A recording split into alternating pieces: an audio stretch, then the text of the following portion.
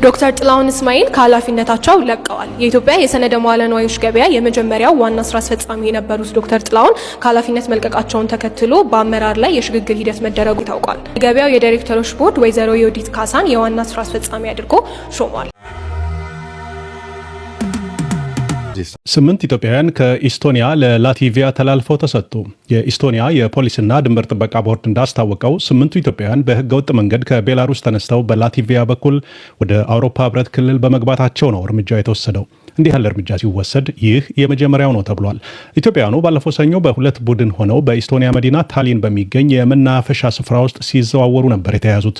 ወዲያውም ወደ ጊዜያዊ ማቆያ ከተወሰዱ በኋላ ረቡዕ ጠዋት ለላቲቪያ የድንበር ጠባቂዎች ተላልፈው ተሰጥተዋል። ግለሰቦቹ በኢስቶኒያ በኩል አድርገው ወደ ሌሎች የሸንገን የጉዞ ክልል ሀገራት የመሸጋገር እቅድ እንደነበራቸው እጠረጥራለሁ ያለው ፖሊስ አንዳቸውም ቢሆኑ ግን በኢስቶኒያ የጥገኝነት ጥያቄ ማቅረብ እንዳልፈለጉ አስታውቋል። ፖሊስ አክሎም ከ8ቱ አንደኛው ለአካለ መጠን ያልደረሰ መሆኑን ቢናገርም ማረጋገጫ አልተገኘም ብሏል። ከቅርብ ሳምንታት ወዲህ ከቤላሩስ ድንበር ተነስተው በህገወጥ መንገድ ወደ ላቲቪያ ከዛም ወደ ኢስቶኒያ በመሻገር ወደ ኖርዲክ ሀገራት ለማለፍ የሞከሩ 99 ስደተኞች በቁጥጥር ስር ውለዋል። የኖርዲክ ሀገራት የሚባሉት እንደ ፊንላንድ፣ ኖርዌይ እና ስዊድን ያሉት ናቸው። የአውሮፓ ህብረት ባለስልጣናት ታዲያ ይህንን የስደተኞች እንቅስቃሴ በቤላሩስ መንግስት ድጋፍ የሚካሄድ ነው ሲሉ ይከሳሉ። ቤላሩስ ግን ክሱን ታስተባብላለች። ትናንት ለላቲቪያ ተላልፈው የተሰጡት 8 ኢትዮጵያውያን መጨረሻ ምን እንደሚሆን እስካሁን በይፋ አልታወቀም። ሚስ ወርልድ ትልቅ ፕሮግራም ነው። 130 ሀገራት የሚገኙበት እንደኔ ከተለያዩ ዓለማት አሸንፈው ሀገራቸውን ወክለው የሚመጡ እንስቶች ጋር የተለያዩ ፕሮጀክቶችን አብረን የምንሰራበት ትልቅ መድረክ ነውና እዛ ላይ የኢትዮጵያን ቆንጆ የሆነ ገጽታ ለማሳየት እኔም ታትሬ ለመስራት በእናንተ ፊት ቃል እገባለሁ። እንዲሁም ደግሞ ለምታውቁት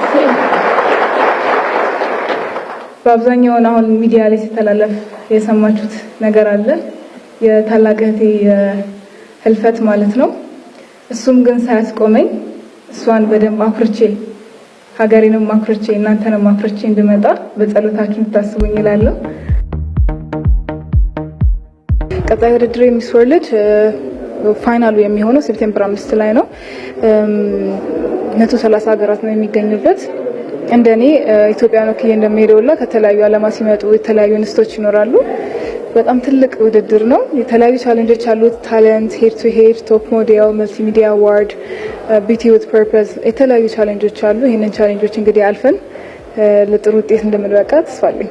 እዚህ የተገኘን የባህልና ስፖርት ሴክተር አመራሮች እንዲሁም በተለያዩ ሚዲያ የሚከታተሉ ኢትዮጵያውያን በሚፈጠረው ሊንክ ድጋፍ የሚሰጥበትም ስለሆነ ለሞዴል ጥንካሬዋንም ታሳቢ በማድረግ ኢትዮጵያን ደግሞ በዓለም አደባባይ ከፍ እንድታደርግ ድጋፋችሁ እንዳይለይ እንደ ባህልና ስፖርት ሚኒስቴር ጥሬን አቀርባለሁ።